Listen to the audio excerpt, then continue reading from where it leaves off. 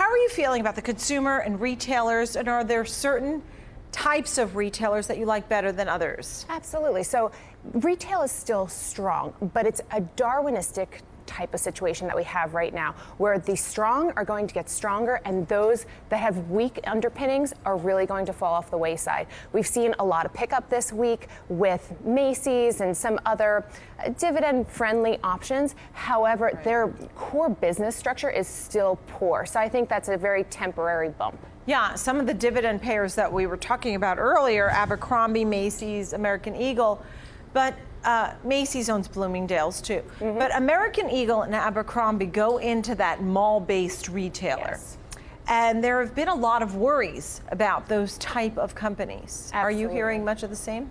Absolutely. When a company Why is it? like Abercrombie or like American Eagle, and they're strictly mall-based and they really have not developed their online play or anything omnichannel, they really are too late to the ball game. So they are going to continue to dwindle. They also both have large stakes overseas, and they're never prepared for the tariffs. So if we look at someone like Dollar Tree that really took the last 1, 2, 3, 5 years to prepare for tariffs, they're going to continue to get stronger, whereas Abercrombie, American Eagle fall off. Yeah, it really is a double whammy for retailers because they have to get ahead in the digital world. Right, because everybody's online, you have to compete against the behemoths, coupled with the tariff threat. So you mentioned Dollar Tree as one that you liked and you were bullish on. I also thought it was interesting that you picked something like Nordstrom. Why? Well, Nordstrom is very interesting, and we'd see them decline over the past few years, and even in customer experience, they had been on the decline. It always used to be the most friendly place to shop. You could always bring whatever returns you had, regardless if you bought them at Macy's or at Bloomingdale's, back to Nordstrom, and they would just take them with a smile.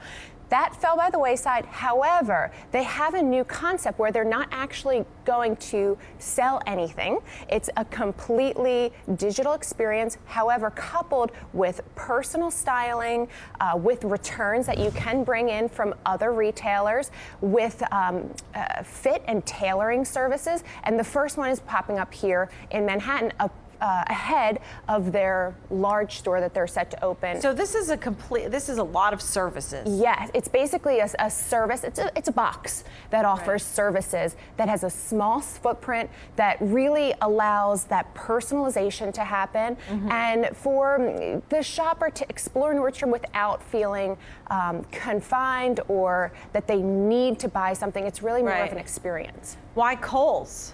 Kohl's has a dedicated customer. They take those Kohl's That's like Target. Yes. But why Kohl's over Target? Well, Kohl's is a lot more cash strong than Target is. So they can handle tariffs. They can handle any hiccups that are coming. Target has a little bit better reputation. Maybe they have private label that Kohl's doesn't necessarily offer. However, Kohl's also has a partnership with Amazon where you can take your Amazon goods to get returned. So I would like to see some type of merger in the future with Kohl's and Amazon. Oh, that would be interesting. Yeah, because I think people had a lot of higher hopes for that Amazon presence within Kohl's, that it would give it more of a boost than it has thus far. But maybe in the next 12 months. There might be something with that. When it comes to the tariffs, we're hearing things like purses and sneakers, shoes, footwear.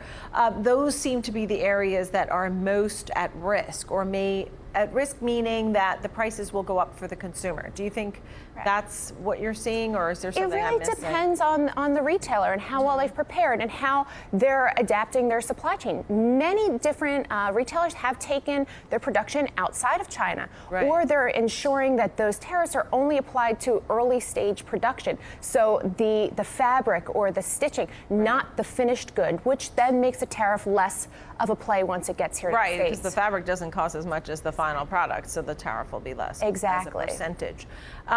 When we talk about the trends that we're seeing in retail, as we have back to school, I know athleisure has been hot, Lululemon, and what are some of the things that you're seeing as a retail expert that, what's hot, what's not?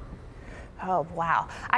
Athletic wear and athleisure wear is here to stay. I think we all thought it was a flash in a pan. You know, how many pairs of leggings can we all really have? Right. But we continue to see that. We continue to see sneakers and really like sneaker phobes or holics collecting and reselling. The resale on some of these sneaker brands is incredible in the 4 or 5 digits. So I'm continuing to see that. Denim, of course, but then also technology. Everything is, where we used to go and shop for notebooks, now people are shopping for their kids new phones and electronic stylus. And how about technology in the retail? Oh. So pumping up your sneakers, backpacks that charge your phone. Exactly.